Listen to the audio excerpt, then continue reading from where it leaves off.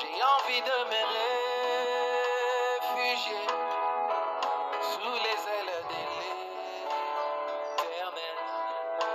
J'ai envie de me réfugier sous les ailes de l'Éternel.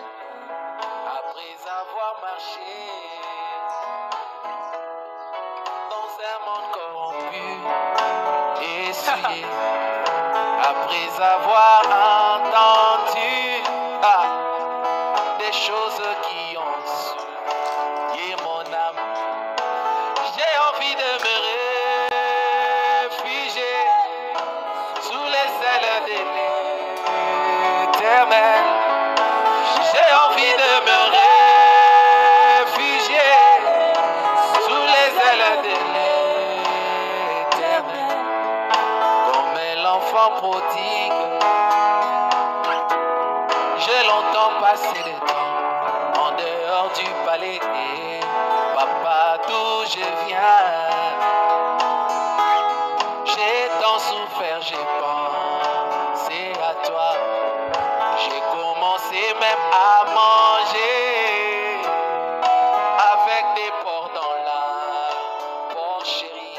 Oh, je commençais même à entendre les mauvais témoignages des bien-aimés.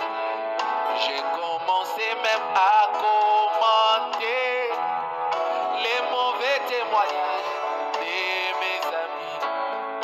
Papa, d'où je viens, oh, j'ai tant souffert, j'ai pensé à toi. On m'haï dans ta présence, Seigneur. Moi, je vis parmi un peuple qui est impur. On voit le séraphin volant avec une pierre ardente qu'il a ramassée sur l'autel. Il touchera mes lèvres, c'est là ôtera tout mon péché. Il me dira ton péché pardonné et ton iniquité est expiée. Quand tu diras qui enverrai-je, je répondrai mais voici, envoie-moi. J'ai envie de me réfugier sous les ailes de l'Éternel. J'ai envie de me réfugier sous les ailes de l'Éternel. Les ailes de l'Éternel me donneront la joie du salut. Les ailes de l'Éternel me donneront la foi dans la parole. C'est vrai comme Samson, je suis allé et je flirtais avec le monde.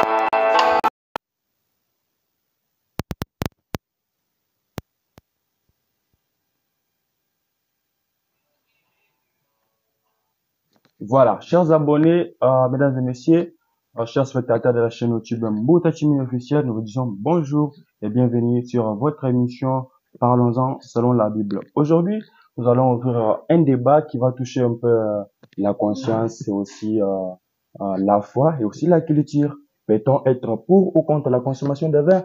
C'est pourquoi aujourd'hui nous allons inviter Pasteur Nathan, un invité de marque qui va nous en parler plus sur ce sujet. Parce que c'est un sujet qui beaucoup de gens n'ont pas de matière, une matière approfondie sur la consommation de vin. C'est Pasteur Nathan Momonaï qui va nous en parler plus sur ce sujet. Pasteur Nathan, bonjour et bienvenue à cette émission. Bonjour Divin, merci beaucoup. Voilà, chers abonnés, comme nous le faisons à chaque moment, avant de débuter ou d'entrer en matière dans cette émission, nous demandons à notre révérend pasteur Nathan Momonaï pour nous présenter dans la prière avant d'entrer en matière.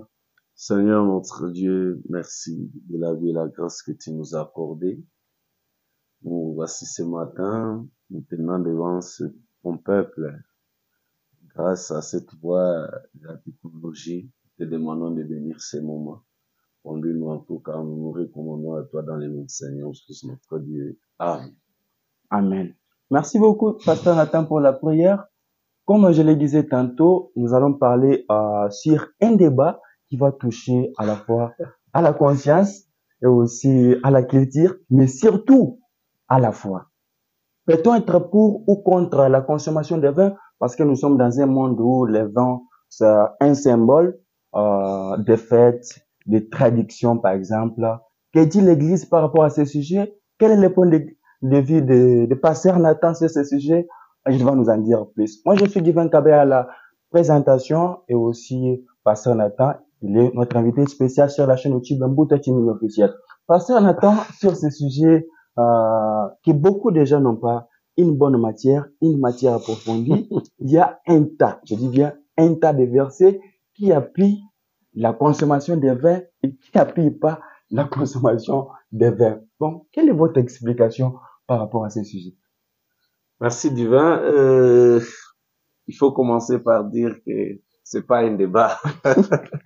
Parce que moi, particulièrement, je ne m'inscris pas dans la logique des débats, parce que généralement dans la Bible, je vis qu'on a fait un débat une seule fois et qu'ils ont abouti à une bonne conclusion, contrairement au débat que nous voyons aujourd'hui, où s'il faut même appeler ça débat, c'est simplement par respect, mais c'est simplement une dispute des mots, un peu de querelle, et on n'arrive nulle part avec ça. Demain, on recommence. C'était comme, si vous le permettez, les débats politiques. Mais la parole de Dieu n'est pas là pour être un sujet de débat. La parole de Dieu doit être éclaircie aux gens. Par exemple, dans la Bible, quand on a éclairci, tout le monde s'est rallié derrière la parole de Dieu. Merci beaucoup. Je voudrais quand même porter cette petite rectificative. D'accord, pasteur. Voilà. Les versets soutenant de boire le vin ou de dire aux gens de boire le vin, il y en a. Il y en a dans la Bible, surtout dans l'Ancien Testament. Les versets, les passages bibliques interdisant formellement, strictement de boire le vin, il y en a aussi dans la Bible. Mais je m'aurais quand même, c'est vrai, j'avais reçu quelques questions. Je ne commence pas particulièrement par des questions. J'aurais voulu commencer par saluer nos téléspectateurs qui nous suivent. Dites-vous que c'est un plaisir pour nous vraiment de vous servir, de vous servir. Alors, comme la Bible l'a dit, tout ce que nous avons, nous le mettons au service des autres.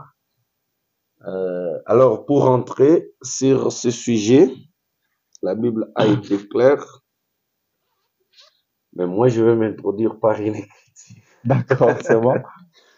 Parce que nous parlons de vin, ce que ça signifie, puis nous allons entrer dans les vifs du sujet. Je m'introduis par Ephésiens chapitre 5. Ephésiens chapitre 5, verset 18 dit, « Ne vous enivrez pas de vin, c'est de la débauche. Soyez au contraire remplis de l'esprit. » Déjà, s'enivrer par le vin, c'est de la débauche. J'aimerais quand même que tous ceux qui s'enivrent avec le vin comprennent que même s'ils n'ont jamais touché à une femme d'autrui, ils sont débauchés devant Dieu. C'est une déclaration forte. Voilà. Le vin est stimulant, le vin est ceci et cela.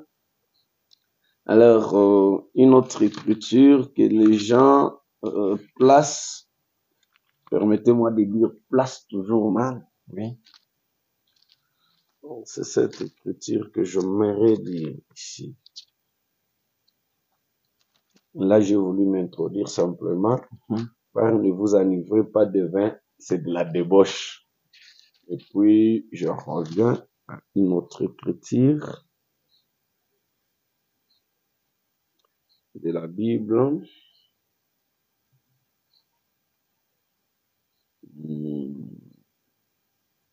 C'est cette écriture que l'on prend toujours. On appelle ça les passages selon Timothée. C'est 1 Timothée chapitre 5, verset 23 qui dit « Ne continue pas à ne boire que de l'eau, mais fais usage d'un peu de vin à cause de ton estomac et de tes fréquentes indispositions. » Voilà. Attention, ici, la logique dans laquelle Paul demande à Timothée de prendre un peu de vin, c'est comme qui dirait thérapeutique. C'est comme à cause de son mal d'estomac, à cause de son problème d'estomac, il lui dit, prends un peu de vin.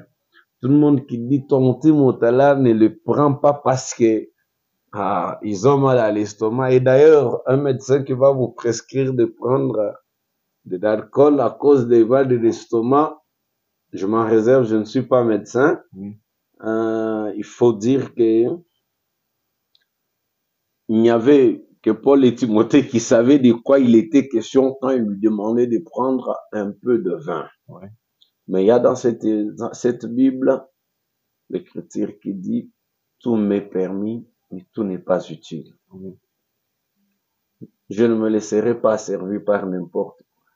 Pasteur Nathan, comme vous venez de dire et de lire encore le verset, je m'arrête. Vous venez de lire le verset de Timothée, chapitre 5, verset 23, où Paul conseille à Timothée de prendre un peu de vin compte tenu de son problème d'estomac, de ses fréquentes indispositions. Maintenant aussi, il y a un autre verset où Dieu conseille, ou soit demande à son peuple d'Israël de prendre de vin. Comment vous allez expliquer ça? Parce que c'est en Deutéronome chapitre 14, verset 26. J'aimerais bien que nous les lisions. Lors des fêtes, Dieu a exhorté vraiment les peuples à acheter des vins. Donc, vous allez expliquer quoi sur ce sujet? Parce que là, c'est Paul, mais c'est Dieu lui-même qui conseille, ou soit qui demande à son peuple d'acheter les vins. Alors, voyez-vous pas que c'est une contradiction? Je suis dans Deutéronome chapitre 14. Verset 26, monsieur. Verset 26. Bien souvent, les gens aiment prendre des écritures comme ça. Moi, c'est le contraire. Je vais commencer par le verset 24. Oui. Peut-être lorsque l'Éternel, ton Dieu, t'aura béni, le chemin sera-t-il trop long pour que tu puisses transporter ta dîme à cause de ton éloignement du lieu qu'aura choisi l'Éternel, ton Dieu, pour y faire résider son nom. Alors, tu échangeras ta dîme contre de l'argent, tu serreras cet argent dans ta main et tu iras au lieu que l'Éternel, ton Dieu, aura choisi. Là, tu achèteras avec l'argent tout ce que tu désires, de blé, de brebis, de vin, de liqueur forte, tout ce qui te fera plaisir, tu mangeras devant l'Éternel, ton Dieu, et tu te réjouiras, toi et ta famille. En tout cas, il faut d'abord faire la différence que dire que c'est l'Éternel qui a ordonné comme une loi. Non, c'est pas une loi. Dieu dit, je suis ici, l'endroit où il devrait offrir et tambougement, et par exemple, s'il faut s'amener avec le bé, les choses, le chemin sera là. À ce moment-là, Dieu dit, tu peux vendre et garder l'argent. Quand tu seras là, ton argent, tu peux acheter tout ce que tu veux. Mais dire que c'est une loi, une recommandation de Dieu, non. Tout ce que tu veux, ça ne veut pas dire que c'est une loi que moi, je t'ai donnée. Mais cependant, je vais parler, moi, de ce vin-là et de ses conséquences. Moi, je ne pose que la parole. Oui. Alors, dire que oui ou non, on doit prendre le vin, maintenant, c'est vous. Moi, je ne pose que la parole. Oui. Quelqu'un m'a dit, mais est-ce que tu as oublié que Jésus a pris du vin? Je lui ai dit oui. Jésus a pris du vin lors de la Sainte Seine. Oui. Au mariage où il a multiplié le vin, il n'y a aucune écriture qui dit qu'il a bu le vin dans le mariage. Oui. Mais quand même, oui. Il y avait des sortes. Ça ne veut pas dire que lui s'est amené avec le vin. Le vin était là. Oui. le vin est terminé, Oui. on a commencé à se plaindre, Oui. Marie est allée lui parler, comme c'est de la coutume. Mais quand même, il a appuyé. Il a changé de l'eau. Oui. En vin, voilà. Non, ne sois pas pressé, je vais te dire que Oui. je ne pose que la parole. D'accord. Parce que la Bible dit, l'arbre est bon. On le reconnaît par ses fruits. Et je parlerai aussi des fruits de ces vins dont tout le monde fait mention, mais en réalité, on ne prend pas le vin pour s'édifier, c'est simplement pour régaler les cœurs. C'est pour les désirs du corps que l'on prend le vin, c'est pas pour l'âme. Bah, là, pasteur Nathan, est-ce que la Bible se contredit? En disant quoi? Parce que les versets d'Timothée, on conseille de prendre le vin. Non, attention, place-les dans son contexte.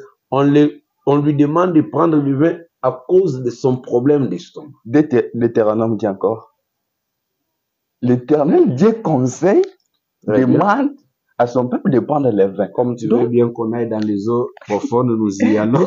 Je vous avais dit, il y a un tas de versets qui appuient la consommation de vin. Mais pour le consommateur, il ne voit pas aussi tant de versets qui montrent le méfait et les conséquences d'avoir pris du vin. Alors, qu'est-ce que... Je donne un exemple. Oui. Noé a pris du vin et Lot a pris du vin. Il a couché avec ses propres filles. Ça, est-ce que vous le savez?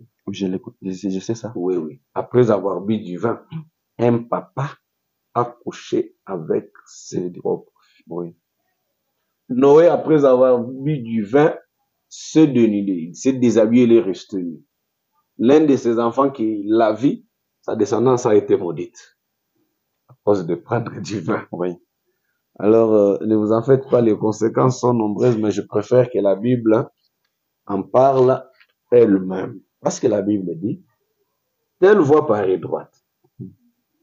C'est un chemin qui paraît bien. Mais son issue, c'est la voie de la mort, la voie de la perdition, la fin de cette voie-là. Ça, c'est écrit dans la Bible. Je m'aimerais lire dans le Proverbe. Ah, c'est mon écriture préférée. Hein? Parce que ce que vous avez oublié, c'est qu'il y a des gens à qui la consommation de vin a été strictement interdite dans la Bible, jusqu'au jour de Samuel. Ces gens, c'est par exemple le prophète Samuel. Parce qu'il devait être consacré à l'Éternel, on ne lui a pas seulement interdit lui le vin, on l'a commencé à l'interdire à sa mère dès sa conception.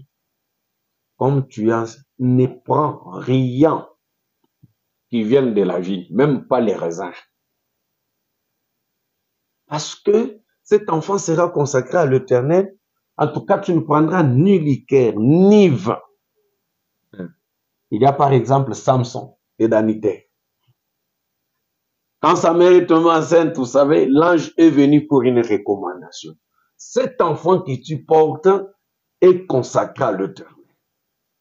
Tu ne boiras ni vin, ni liqueur forte. Il y a par exemple la race de Lévi qui était consacrée à l'Éternel. On dit qu'il ne prendra ni vin ni liqueur et ça sera une loi perpétuelle pour lui et sa descendance. Une loi qui ne changera pas. Et aujourd'hui, dans Apocalypse chapitre 1, la Bible dit qu'il a fait de nous les sacrificateurs pour Dieu son Père. En notre qualité de sacrificateur, nous ne toucherons pas à ces vins-là.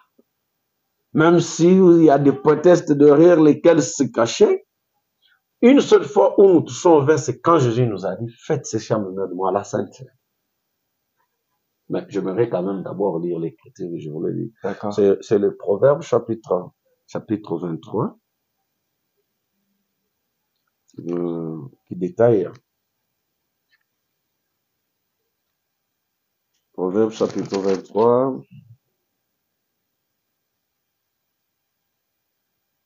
Voilà, nous y sommes. La Bible dit ceci. Je commence à lire le verset 19. Écoute mon fils, sois sage. Dirige ton cœur dans la voie droite. Ne sois pas parmi les buveurs de vin, parmi ceux qui font excès de viande, car l'ivrogne et celui qui se livre à des excès s'appauvrissent. Et l'assoupissement fait porter des haillons. Je saute là, je descends un peu. La Bible a dit ceci au verset 29. Pour qui les a, pour qui les est là, pour qui les dispute, pour qui le plainte, pour qui le blessure sans raison, pour qui les yeux rouges. C'est en tout cas tous ces bagages-là ont un possesseur. Et la Bible dit, pour ceux qui s'attardent auprès du vin. Là, ce sont les fruits du vin. Hein? Ah, je ne parle pas du vin, du vin comme ton prénom, mais je dis les fruits des consommateurs du vin. C'est ça. Ouais. Ils ont les yeux rouges. Ils ont les... Bon, heureusement... non, je voudrais pas dire heureusement, je voudrais dire les gens qui prennent du vin, c'est compare chez nous ici, ils sont amis ou ils sont synonymes de buveurs de l'alcool. Parce que la définition même du vin dans les dictionnaires est une boisson alcoolisée. Oui. Ça, dans les dictionnaires, boisson alcoolique.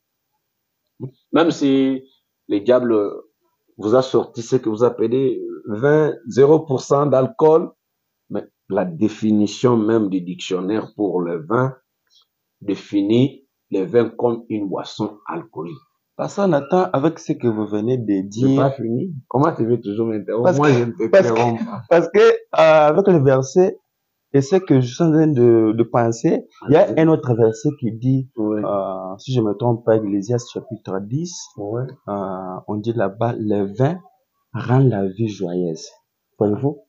Oui, très bien. Mais je vais continuer. Mais j'ai pas fini mon écriture. Comment toi tu es si pressé? Je suis pas pressé. D'accord. Mais je vais terminer. D'accord, termine alors. Pour qui les blessures, pour qui? Pour ceux qui s'attardent auprès de vin, pour ceux qui vont déguster du vin mêlé. Là, on te donne un conseil. Oui. Ne regarde pas le vin qui paraît d'un mot rouge, qui fait des perles dans la coupe, comme ça égaye les cœurs, comme tu l'as dit dans Ecclésiaste là. La Bible dit. Et qui coule aisément. Ce vin finit par mordre comme un serpent. Et par piquer comme un basilic. Quand tu prendras le vin, hein, la Bible le dit, la conséquence. Tes yeux se porteront sur des étrangères. Et ton cœur parlera d'une manière perverse. Ça t'a donné la stimulation, ça a égayé ton cœur. Mais rappelle-toi que tu finiras par parler d'une manière perverse. Et je me suis toujours demandé, s'il faut dire, quand vous prenez le vin, vous vous prenez pour les enfants de qui? Parce que votre grande question, c'est que tu trouves que tu dois, toi, tu es fils de qui, toi? Généralement, la Bible a été même claire. Après avoir pris le vin, tes yeux se tourneront vers les étrangères. Ces deux esprits marchent toujours ensemble. Quand on s'enivre, 99 fois sur 100, on se tourne vers les femmes. À moins que vous soyez aveugle, parce que nous les voyons sur la route, un papa respectueux, quand il prend son vin, il peut maintenant se mettre sur la route, commencer à uriner, tout le monde le regarde. Ça fait pas de problème. Quand il rentre chez lui, il se met à parler, vous allez l'oublier. Vous lui rappelez le matin, il dit, moi je dis ça. Non, mais c'est parce que le venin du serpent, la Bible a dit que le vin finit par mordre comme un serpent. il finit par piquer comme un basilic. Tes yeux se tourneront vers les étrangères et ton cœur parlera d'une manière perverse. Tu seras comme un homme couché au milieu de la mer et comme un homme couché sur le sommet d'un mât. Écoute comment tu commenceras à parler. On m'a frappé, je n'ai point de mal. On m'a battu, je ne sens rien. Quand me réveillerai-je? Oh, j'en vais encore. Qu'est-ce qu'on veut encore? C'est le vin, non? Là, déjà, c'est que parce qu'ils peuvent boire modérément qu'ils oublient. Maintenant, quand on les boit, on dit, j'en vais encore. Il n'y a pas de... Maintenant, pasteur Nathan, qu'est-ce que la Bible Il n'y a pas une manière modérée. Qu'est-ce que la Bible condamne réellement? Prendre jusqu'à l'état d'ivresse, ou soit la consommation, ou bien les habits. Moi, je commençais par le début. Hein. Le début du verset que j'ai lu commence par... Si tu n'as pas bien compris, j'aimerais les relire. Hein. La Bible dit ceci. Verset 20. Hein. Ne sois pas parmi les buveurs de vin. Là, on n'a pas encore parlé de l'ivresse. Oui. Maintenant, tout ce qui suit là, l'ivresse et toutes les conséquences, c'est la suite. C'est comme un pas. Quand on a marqué un, on commence à boire, on s'arrêtera pas. Alors, quel est l'impact qu'a le vin sur la vie chrétienne? Oh, ben, je viens de tout lire ici. Quel impact? Regarde ce qui devient le buveur de vin. Alors, on doit oublier. Et puis, l'impact, je l'avais lu, non? Oui. Alors, commencer par lire une écriture d'Éphésiens 5. Est-ce qu'on doit... dit, attendez, oui. je vais commencer par lire l'écriture d'Éphésiens 5. Ouais. C'est la débauche. Ne vous enivrez pas du vin, c'est de la débauche. Maintenant, les versets qui appuient la consommation, là, on doit les écarter ou bien on va faire comment? Les versets, par exemple, que vous a envoyé boire. Ah oui? Lesquels? Je dire, quand tu seras là-bas, achète ce que... Pasteur, en Juge chapitre 9, verset 13, on dit, le vin est présenté comme quelque chose qui réjouit à la fois Dieu et les hommes. Ce que tu n'as pas compris aussi, c'est que même parmi les offrandes d'autrefois, on pouvait aller offrir du vin. Mais on offrait du vin. Attendez. Alors, je ne comprends pas. Mais c'est déjà un problème, non? On doit se dire. Parce que la dîme, on le payait sur le revenu de tout ce qu'on faisait. Oui. Même sur les fruits de champ. Ben, j'aimerais bien que nous ayons un modèle. La Bible dit qu'il a été notre modèle parfait en tout. C'est le Seigneur Jésus. C'est pourquoi je commençais par te dire que, en tout cas, Jésus, parce que ça, l'Ancien Testament dont nous parlons, c'est l'ancienne sacrificature. On l'appelait les sacerdoces d'Aaron, les sacerdoces lévitiques, tout ça. Mais quand Jésus est venu, la Bible dit qu'il est souverain sacrificateur d'une alliance plus glorieuse. Ces choses qui se faisaient dans l'Ancien Testament ont eu leur vraie signification dans le Nouveau Testament.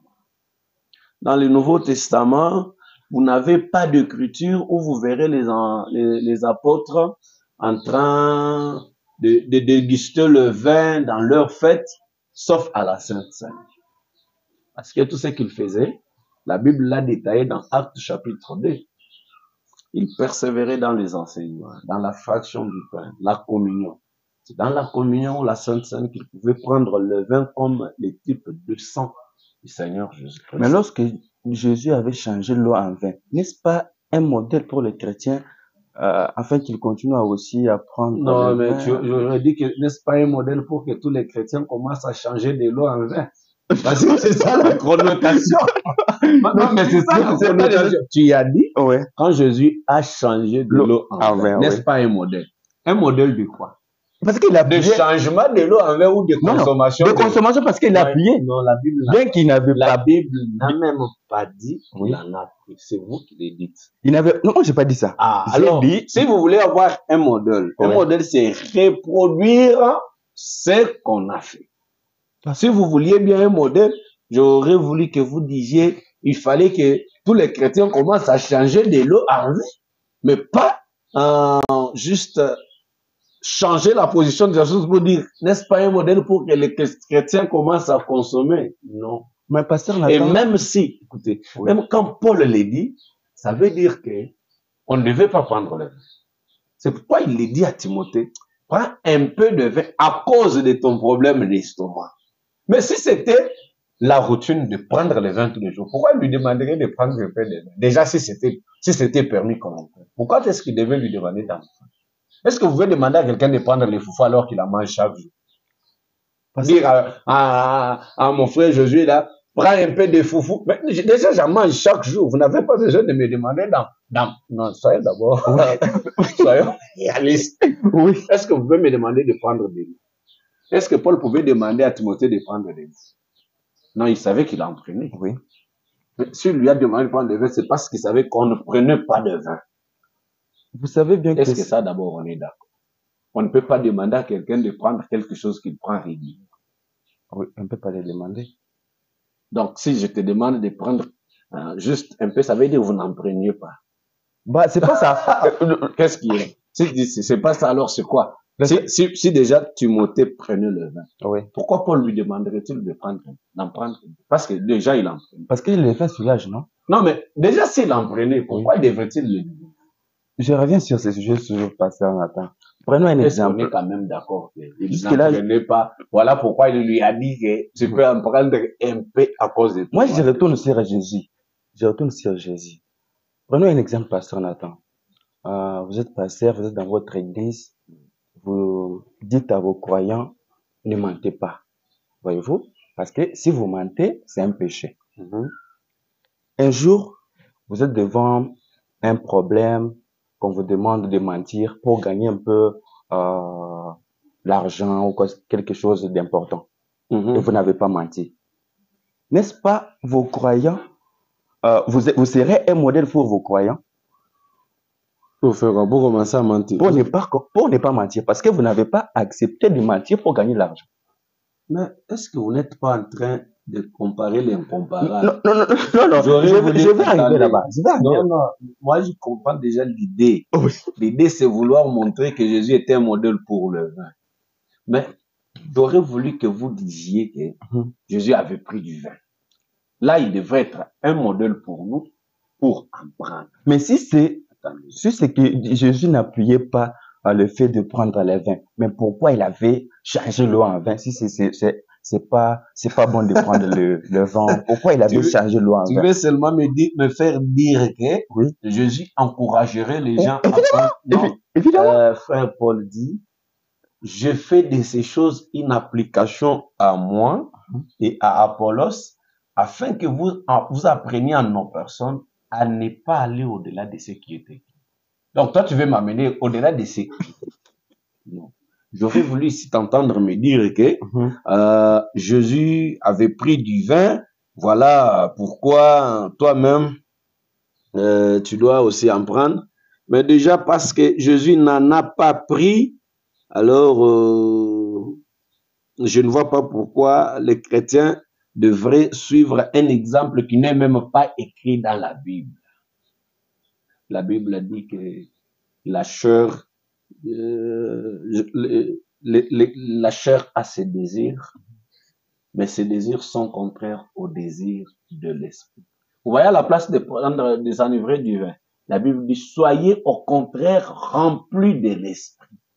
Alors, on nous signale là-bas qu'il nous reste 3 minutes. Vous pensez que quelqu'un rempli de l'esprit, on peut le voir sur la route en train de tituber, en train de dire des choses. On m'a tapé, j'ai pas mal, on m'a battu, je sens rien, j'en veux d'autres. Maintenant, on nous signale là-bas, il nous reste quelque chose de 3 minutes comme ça. Maintenant, j'ai une question de curiosité. Oui. Est-ce que les pasteurs doivent s'abstenir de prendre le vin même à brûler? Les chrétiens, pour commencer. Quand tu parles de pasteurs, moi je parle de chrétiens. Alors, attendez, je ne suis pas juge de pasteur. Ah oui? Mais je vais lire cette écriture. Même s'il reste 3 minutes, j'aimerais quand même lire. Oui. Alors, comme vous êtes en train de chercher, Je pense que, comme vous cherchez le verset, je pense que les pasteurs qui se livrent à la consommation quand de vous vin, cherchez, oui, quand vous cherchez encore les versets, gardez encore cette question en tête. Peut-on condamner quelqu'un qui prend le vin, donc qui boit du vin, s'il ne pêche pas par ivresse? Donc, après avoir lu ces versets, vous allez encore me répondre sur cette question. Celui qui prend, qui prend le vin, mais c'est pas dans un état d'ivresse, on peut le condamner? Il faut d'abord commencer par te dire que le vin a une addiction. Divin, je ne sais pas si tu avais suivi les quand on a dit. La Bible dit que Oui. celui qui en prend, même quand il est ivre, il commence à crier. Il continue à dire, j'en veux d'autres. Mais s'il n'est pas ivre. Attendez, non. Quand je dis que le vin a une addiction, ça veut dire que quand vous en prenez, ça vous demande d'en ajouter. Ça vous demande d'en ajouter. Les buveurs, hein, parce que moi, on m'a enseigné par un enseignant qui m'a donné ces termes. Il dit que moi, j'ai ma dose létale. Donc, dose de la mort. Il me dit, par exemple, la bière, ma dose létale, c'est 5 bières. Quand j'atteins 5, je sais que là, je suis cadavre. Quand tu en prends, tu ne vas pas t'arrêter. Oui. Maintenant, je voudrais lire l'écriture pour terminer. Je dis dans 1 Corinthiens, chapitre 6, la Bible dit ceci, verset 12. Tout m'est permis, mais tout n'est pas utile. Tout m'est permis, mais je ne me laisserai asservir par quoi que ce soit. Est-ce que vous comprenez? Les aliments sont pour le ventre pour les aliments, et Dieu détruira l'un comme les autres. Mais le corps n'est pas pour la débauche. Il est pour le Seigneur, et le Seigneur est pour le corps. Et Dieu qui a ressuscité le Seigneur nous ressuscitera aussi par sa puissance. Ne savez-vous pas que vos corps sont des membres de Christ? Prendrai-je des membres de Christ pour en faire le membre d'une prostituée? Loin de là. Je saute un peu. Ne savez-vous pas que votre corps, verset 19, est le temple du Saint-Esprit qui est en vous et que vous avez reçu de Dieu et que vous ne vous appartenez pas à vous-même? Là maintenant, je suis en train de faire un rapport avec ce qui était consacré à l'Éternel. Oui.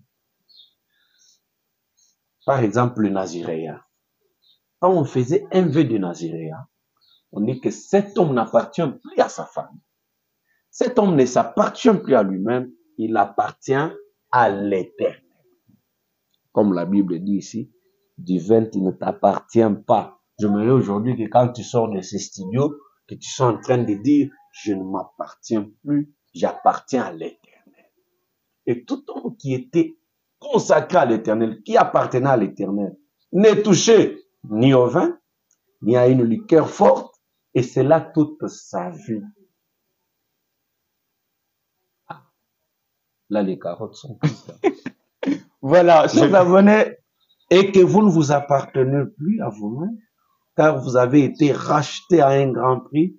Glorifiez Dieu dans votre corps et dans votre esprit. Tout ce qui appartient à Dieu, nous avons fini. Voilà, merci beaucoup, chers abonnés, chers téléspectateurs de la chaîne YouTube Mbouta Timini officiel. Gardez tes questions prochaines. Voilà, nous vous signalons que nous avons accueilli Pasteur Nathan Momonaï, que nous avons parlé ensemble avec sur le sujet qui parle de la consommation des vins. Moi, j'étais Divin Kabé à la présentation. Nous disons merci à Sage Mbouta Timini, qui est le directeur général de la chaîne YouTube, pour l'opportunité qu'il nous a offerte pour ce jour. Nous vous disons merci. À très bientôt.